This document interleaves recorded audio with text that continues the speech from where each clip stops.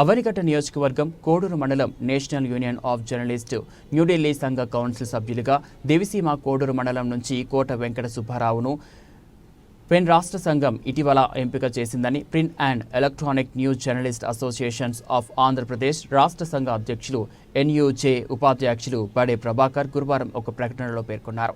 వివిధ రాష్ట్రాల నుంచి ఎంపికైన కౌన్సిల్ సభ్యులు జాతీయ సంఘ కమిటీని ఎన్నుకోవడం జరుగుతుందన్నారు. నేషనల్ కౌన్సిల్ సభ్యులుగా ఎంపికైన వీరు ఇటీవల జరిగిన జాతీయ సంఘ ఈ ఎన్నికల్లో వారి ఓటు హక్కును వినియోగించుకున్నట్టు ఈ సందర్భంగా బడే ప్రభాకర్ తెలిపారు. ఈ సందర్భంగా కోట సుబ్బారావును అవనిగడ్డ నియోజకవర్గ వివై విలేకరుల కంచర్లపల్లి వెంకట నాంచారయ్య శాలువాతో సత్కరించి పుష్పగుచ్చం అందించి జీవితంలో ఇంకా ఎన్నో గొప్ప శిఖరాలను అధిరోహించాలని మనస్ఫూర్తిగా కోరుకుంటూ మీ కంచర్లపల్లి వెంకట నాంచారయ్య.